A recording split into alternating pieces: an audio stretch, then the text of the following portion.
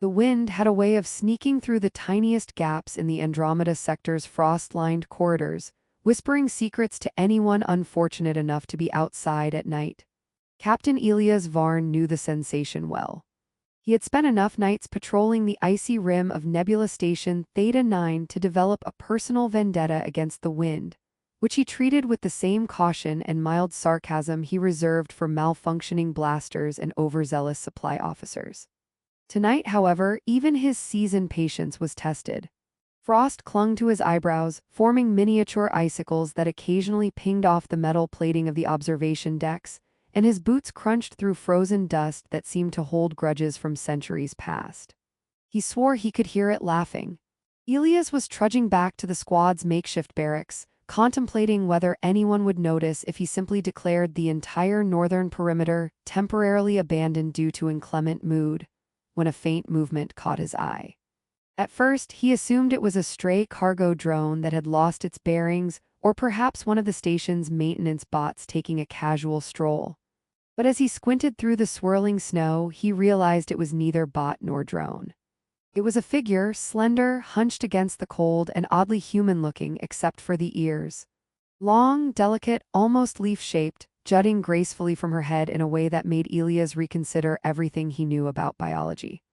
"Fantastic," he muttered, "a space elf great and probably frostbitten." The alien woman was shivering violently, her form wrapped in what looked like a tattered cloak that might have been stylish somewhere in the galaxy. But here, in the sub-zero winds, it was more tragic than chic. Elias approached cautiously, half expecting her to teleport away, explode, or politely ask him to leave while citing intergalactic regulations he didn't have time to memorize. Instead, she just looked at him, blinking with eyes that seemed too vast and star-strewn to belong to a creature this size. The blinking alone made him hesitate, because he had no idea whether that was a greeting, a threat, or some kind of alien Morse code. "Well," he said finally, shoving his hands deeper into his coat pockets. "You're out here freezing. I'm Captain Elias Varn, human, officially unimpressive. You are." The alien made a noise that could have been a laugh or a cough or a very polite way of saying, "Stop talking and help me." Elias shrugged off his thick, insulated jacket with the practiced flair of a man who had once wrestled a malfunctioning gravity pack into submission. "Here, take it. Not exactly a royal robe, but it beats hypothermia." The moment he wrapped the jacket around her shoulders, the alien's ears twitched sharply. Elias couldn't tell if it was gratitude, surprise, or that she just found his choice of humor unbearably bad. He took it as approval. "Yeah, I know. Classic human sarcasm, it's part of the uniform." She muttered something that sounded like a melodic blend of consonants and sighs. Elias tilted his head. Got it, you're welcome," interstellar etiquette acknowledged. The woman's gaze lingered on him for a heartbeat longer than he expected. There was a quiet power in it, a depth that suggested she had traversed light years and perhaps survived far worse than frostbite and bad jokes. Elias found himself slightly embarrassed that his greatest accomplishment tonight might just be offering warmth and slightly smug banter. The wind pushed harder, curling around them like it had a personal vendetta against his toes. "So," he said, attempting a conversational bridge, "you plan on freezing out here all night, or do we have some teleportation magic I'm not aware of?" She gave him a small, almost imperceptible smile. Elias interpreted this as the closest thing to intergalactic approval a human could hope for. Before he could follow up with more of his brand of humor, she tilted her head, ears flicking with subtle precision, and vanished into the shadows. Just like that, one moment she was there, teeth chattering and eyes wide, the next gone. He blinked, wondering if he had imagined the whole thing, if the frost had finally claimed his sanity. "Great," he muttered to himself. Saved a space elf, probably started an interstellar incident, and somehow still forgot to get a name. Stellar work, Captain. By the time he trudged back to the barracks, his squad was already gathered around the makeshift coffee replicator, complaining about the heat, or lack thereof. "So," muttered Lieutenant Harris, wiping condensation off the inside of his helmet, "what horrors did the North Perimeter unleash tonight? Snow demons, alien bears, or did you finally make friends with that frost-breathing whatever it was?" Elias sighed, dragging himself onto a bench. "Worse.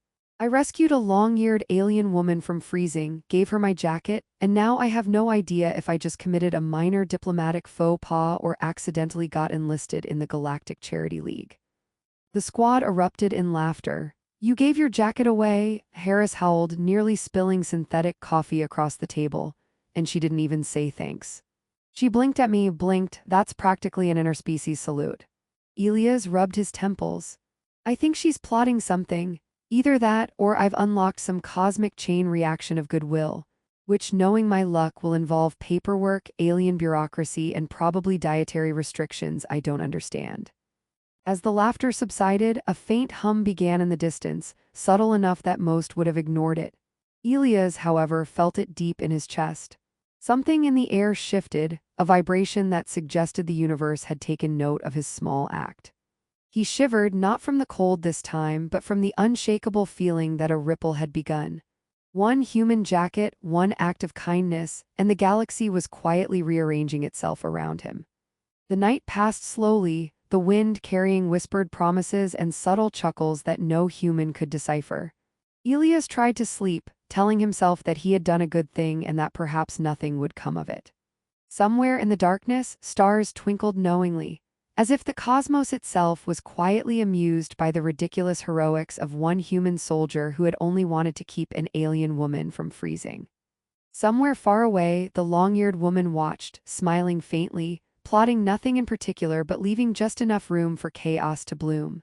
Elias woke to an empty bunk, frost still clinging stubbornly to the corners of the barracks, and the lingering scent of ozone and starlight. For a moment, he considered the absurdity of his own situation. One jacket, one alien, and whatever the universe decided to do next. He stretched, yawned, and muttered, if I survive this, I'm demanding hazard pay and cookies. Little did he know, the universe was already replying. Somewhere beyond the icy perimeter of Theta 9, engines thrummed, skimmers hovered, and eyes, vast and starry, had begun to gather. The chain reaction had begun, and Captain Elias Varn, blundering human diplomat, had unwittingly lit the first spark. The morning sun cut through the icy haze of Theta 9 like a laser scalpel, glinting off the frost and revealing a scene that made Captain Elias Varn question both his life choices and his grasp on reality. The North Perimeter, where only hours earlier he had been a solitary hero rescuing one long-eared alien from hypothermia, was now buzzing with activity of a sort that no human contingency plan could cover. Dozens of hovering skimmers hovered just above the frozen ground, their engines humming a delicate, musical drone that sounded like a chorus of bored bees. On each skimmer stood an alien woman, their long ears quivering gently in the wind, eyes sparkling as if each star in the galaxy had decided to make a cameo in her irises. "Good morning, Captain Varn," said Lieutenant Harris, his voice a mixture of awe and sheer terror. "Or, I guess it's technically afternoon, but wow, how many of them are there?" Elias rubbed the back of his neck, trying to process the scene. At least 20, maybe 30, and judging by the synchronized ear flicks, possibly 100 in alien counting, which I assume involves complex geometry and interpretive dance. He took a cautious step forward. Or maybe just one alien telling her friends I'm nice, and they all decided to come over for tea. One of the alien women floated forward on her skimmer with the serene elegance of someone who had literally mastered gravity manipulation before breakfast. Her long ears curved backward like a gentle crescent, giving her a look of perpetual amusement. She blinked at Elias, and he felt that same strange twinge in his chest that had haunted him last night. Somehow, she was evaluating him, judging his worthiness with a gaze that could melt ice and possibly embarrass him at the same time. Elias swallowed and raised a hand in what he hoped passed for a universal gesture of peace. "Hi. Welcome, or whatever the proper intergalactic greeting is for being unexpectedly surrounded by 20 highly intelligent aliens while still in your pajamas." The alien's lips, or whatever counted as lips, curved into a smile, the sort that suggested both amusement and mild exasperation at his lack of protocol. She tilted her head slightly. The hum of the skimmers grew louder, almost in anticipation, like a musical crescendo that was about to announce the start of something absurdly important. Lieutenant Harris whispered, "Are they friendly?" Elias scratched his jaw, debating whether honesty or bluffing would be more effective. "They seem polite, Polite enough to float in formation and stare at me while the rest of the universe watches. That counts as friendly, right? The alien leader made a chirping sound, something between a laugh and a command, and the skimmers shifted as if the entire group had agreed on a subtle choreography. One skimmer hovered a few meters higher than the rest, and from it, a small container dropped gently to the ground. Elias bent to pick it up. It was metallic but glowing softly with a warm internal light. He opened it, half expecting a weapon or a trap. Inside were folded garments, clothes clearly designed for warmth and comfort in extreme environments, crafted with an elegance that made human military uniforms look like burlap sacks, and a small, crystalline token that pulsed faintly. Lieutenant Harris peered over his shoulder. Are we supposed to put that on the fridge, or? Elias turned it over in his hand, feeling the warmth it emitted. A soft, mechanical chime emitted from it, and a voice, smooth, melodious, and impossibly calm, resonated in the air. For the one who showed warmth beyond protocol, your kindness has not gone unnoticed. Elias blinked. Right, so applause, cookies, and paperwork. One of the aliens floated closer, and this time Elias could see her more clearly. She was astonishingly human in form, yet entirely different. The long ears framed her face like a crown of living art, and her eyes seemed to flicker with star maps and ancient stories. Her hands hovered delicately above the controls of her skimmer, fingers elongated and graceful, moving with a precision that made human dexterity seem like clumsy slapstick. She reached out slightly, and for a moment Elias felt as though the very air around him had thickened, charged with quiet, benevolent intent. He stepped back and tripped over a frozen supply crate. Ow, I mean wow, yes, hello, friend. How do you do, madam, or alien person of high, whatever you're called? The alien tilted her head again. Elias swore he saw amusement in the flicker of her eyes. Behind her, the other women began organizing themselves around the perimeter, some adjusting hover thrusters, others examining human equipment with curious fingers. One in particular poked at a food replicator and with a single gesture made it eject 3 steaming cups of nutrient-rich tea. The soldiers scrambled, trying to catch them before they spilled. Captain, Harris whispered, I think they're improving our station. Elias observed a tent floating 3 meters above the ground, one of the aliens guiding it into position with nothing more than a subtle motion of her hand. Improving, he said slowly, or making it aggressively more inconvenient. Either way, I approve. The leader's voice echoed again, soft and musical. Your actions, small as they seemed, resonated through our kind. One act of warmth calls for acknowledgement. One heart can inspire many. Elias scratched his head. Right, so, if I understand this correctly, I just gave a jacket and accidentally became the host of an alien delegation. Fantastic, can I at least get a badge for that?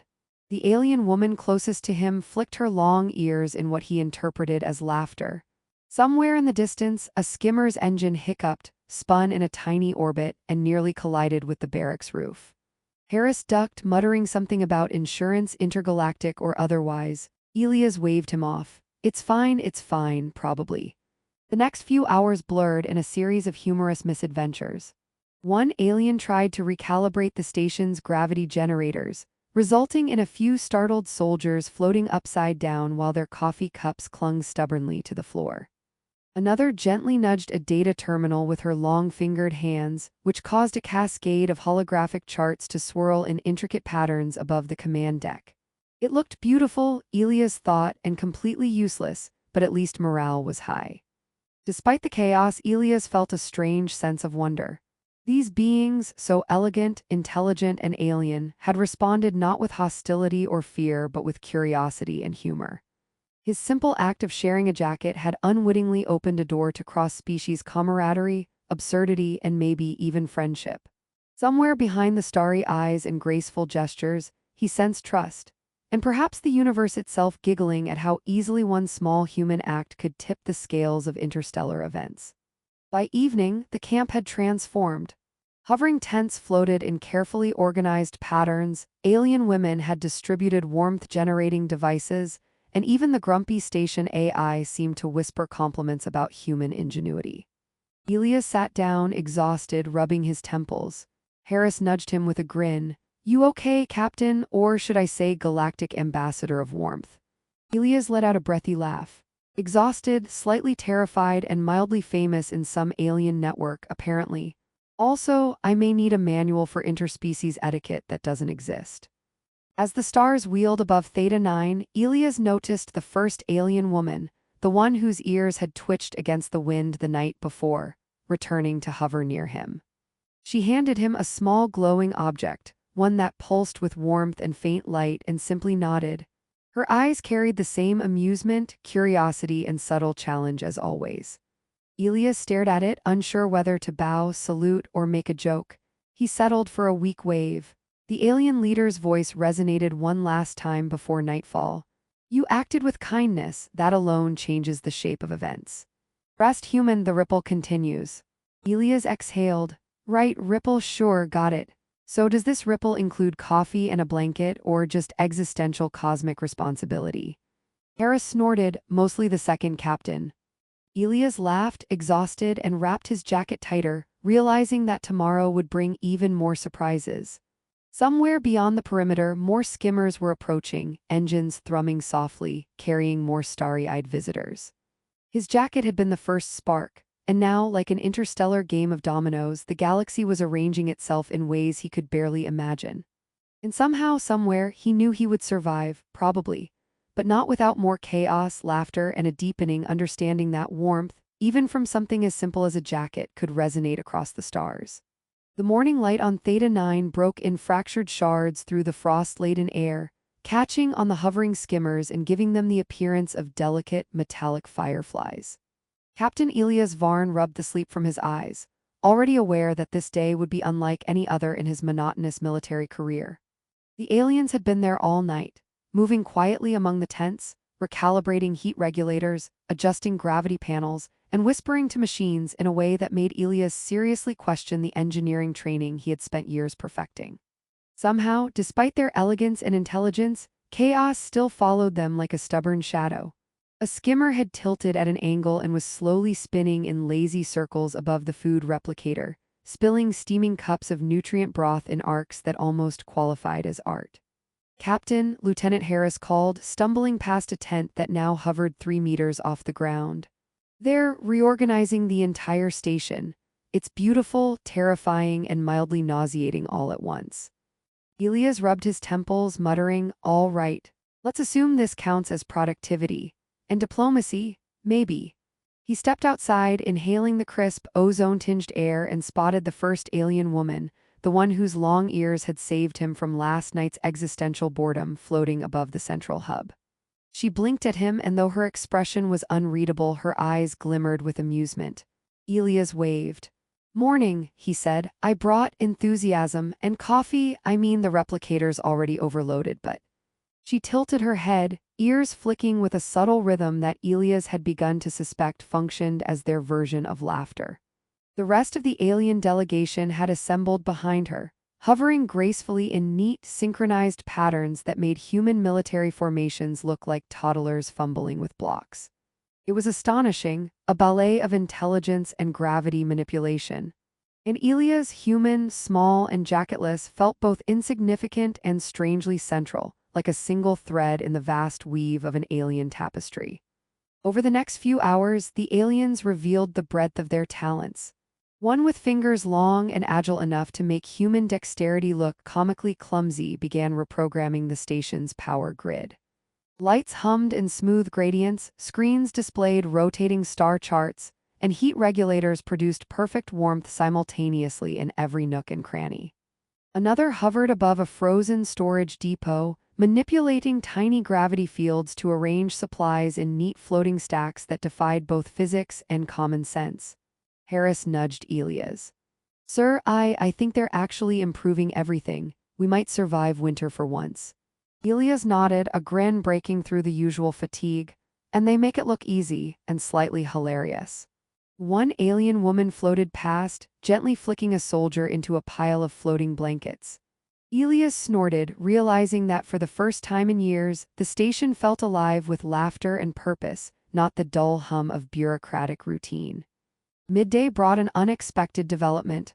A skimmer descended slowly, carrying what appeared to be a crate of glowing, crystalline devices. The alien leader gestured elegantly, and the crate opened. Inside were delicate, energy-emitting tokens, each calibrated to emit warmth and comfort, capable of keeping a human or several humans warm for days. Elias picked one up, feeling the soft pulse of heat. Right. So this is like universal gratitude with bonus technology. The leader's voice chimed in, soft and musical.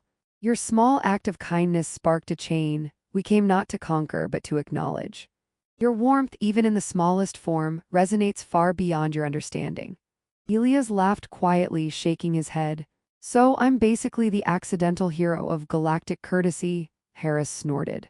By mid-afternoon, human-alien interaction had reached a playful equilibrium.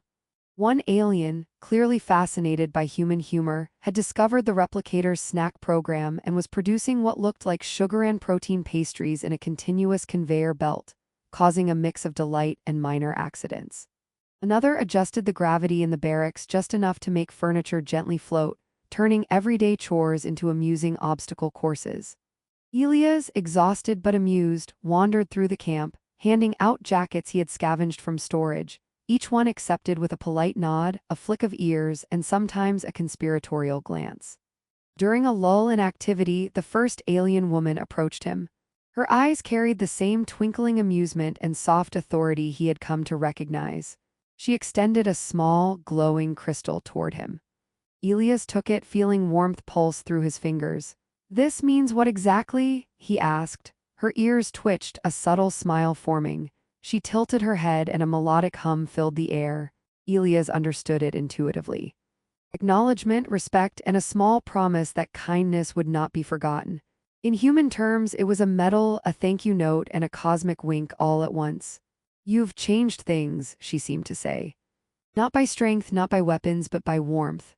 Elias felt an unfamiliar weight of pride mixed with amusement. Right, so moral of the story, don't underestimate jackets and maybe coffee. The afternoon drifted into evening with more absurdity and laughter. Harris had accidentally floated into a stack of supplies and was politely scolded by 3 aliens who had clearly developed a fondness for teasing humans. Tents hovered in neat, shimmering patterns. Energy fields provided perfect warmth, and the station hummed with a harmony that no human engineering team had ever achieved.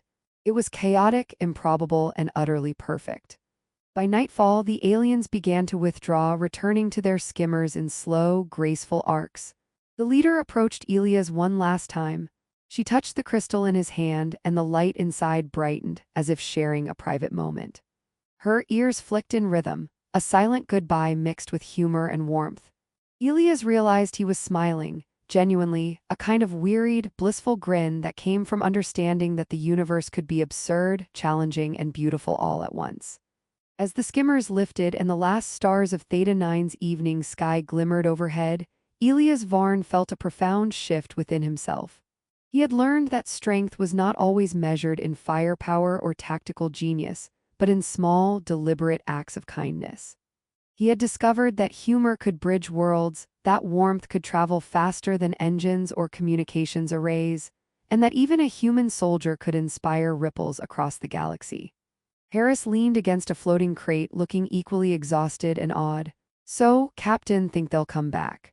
Elias turned, holding the glowing crystal carefully. "They might, or they might send 1,000 more. Either way, we're ready. And I think I'm ready too. More patience, more jokes, more jackets if necessary." The station was quiet now, but in the hum of its systems and the soft pulse of alien devices, there was a lingering echo of laughter, warmth, and the undeniable proof that one simple act could change everything. Elias walked toward his quarters, finally understanding the full meaning of responsibility, compassion, and cosmic humor. The frost on Theta 9 no longer seemed menacing. It seemed alive, playful, and strangely reassuring. As he settled into his bunk, he held the crystal close and whispered, not expecting an answer, "Next time I'll bring cookies." And somewhere far beyond the cold horizon, the stars twinkled, conspiratorial and amused, as if the galaxy itself was silently applauding. Elias Varn